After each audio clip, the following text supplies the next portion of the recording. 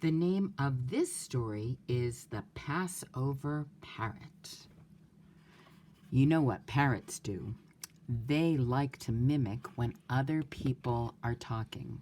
So we'll see if there's something in the story that the parrot keeps mimicking. Like the other stories, you won't see my face when I read, but you'll hear my voice and be able to see the pictures. I love our brownstone house in Brooklyn. It had a large, homey kitchen and lots of room upstairs. Best of all was the big backyard with the tall oak tree that shaded us from the summer sun. My brothers, Joey and Saul, and I loved to play there, especially in the springtime. Here's the picture. I'm going to move. Okay, I can actually read. One day, our neighbor, Mrs. Brown, knocked on our door. "Good morning," Mama said. "What's that you're holding? Your parrot?" "Yes, Mrs. Cohn. I'm moving. Wouldn't you like to keep him?" She noticed me tugging at Mama's skirt and pushed the cage into my hand. "For you, Liba, a present."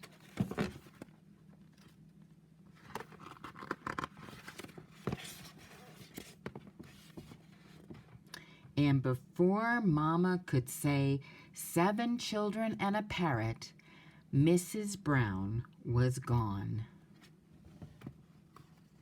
I jumped with such delight that I scared the parrot half to death. Mama shook her head. "More things to take care of," she grumbled. "I'll help you, Mama. You'll see."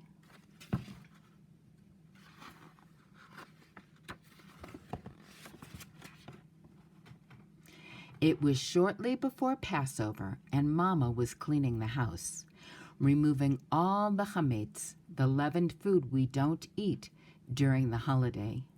She began to refer to the parrot as that chametz-stick bird, and before long, we all called him Chametz. And there's a big picture of Chametz eating a cracker.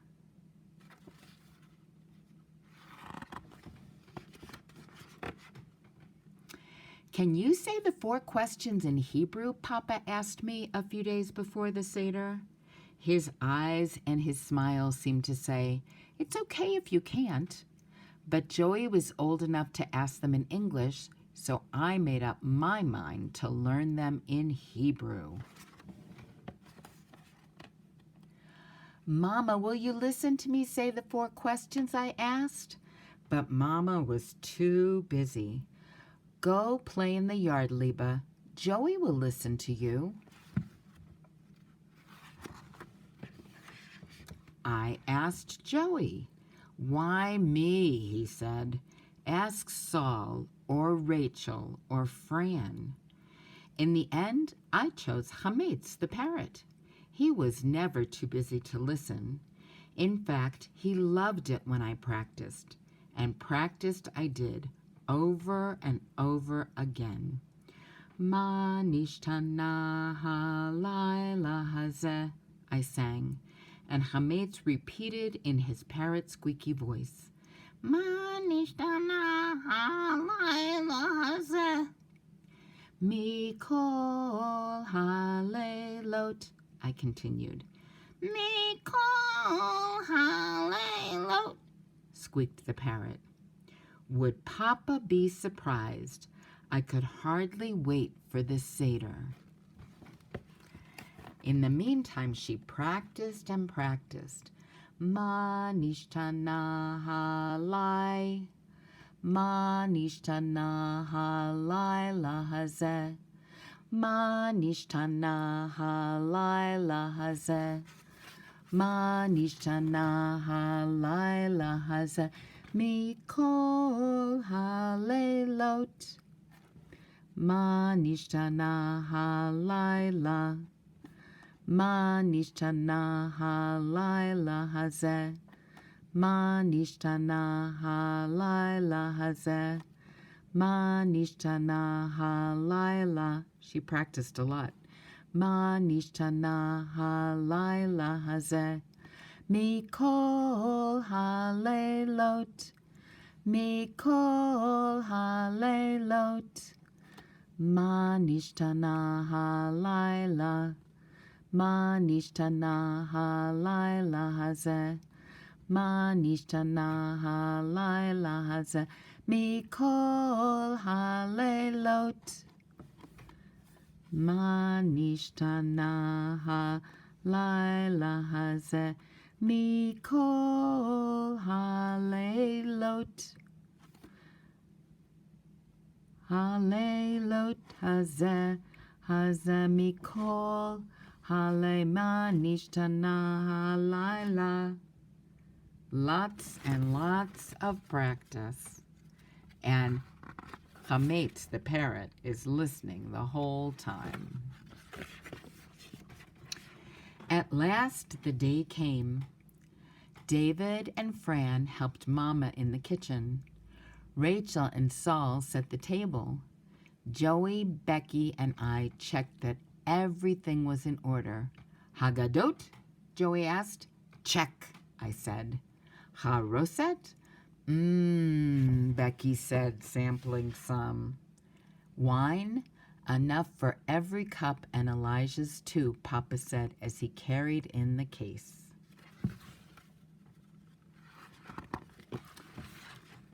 The guests arrived.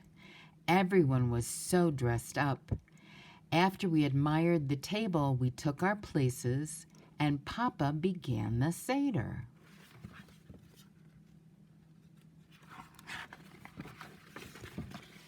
He broke the middle matzah and put half back under the satin cover. He wrapped the other half in a napkin. This is the afikomen, he said as he slipped it behind his pillow. It means dessert. Whoever finds it will get a reward. We all smiled. Don't worry, Saul whispered to me. I'll take it when Papa is busy singing. Then I'll give it to you, Liba. Joey laughed. He had already taken the afikomen.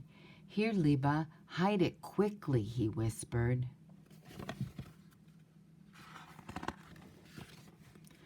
I snatched the napkin with the afikomen and ran upstairs to my bedroom. As I slipped back into my seat, Papa called, Quiet, everyone. Liba will ask the 4 questions. She was practicing, right? I stood on a chair and began to sing, Ma nishtana halayla hazeh mikol halelot.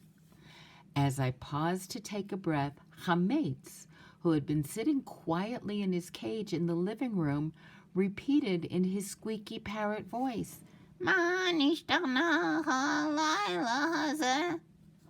All eyes turned to Hametz. I tried to continue.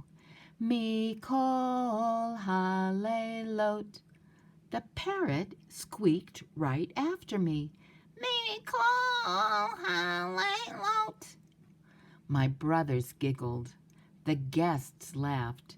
Take the parrot up to the bedroom, Papa ordered. I did as he said. When I came back, I sang the 4 questions without a single mistake. The guests clapped and Papa smiled. The sweet singing and the delicious meal took all of our attention, and I soon forgot the parrot. At last, Papa called for the afikomen so we could finish the Seder. Joey, do you have it? No, Papa. Saul, do you have it? No, Papa. Liba, yes, Papa. May I have it, please? I ran up to my bedroom, but there was no afikomen.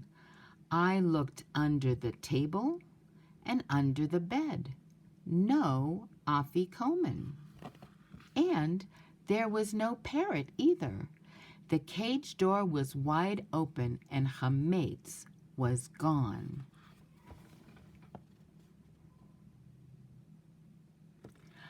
I sat down on the floor and began to cry.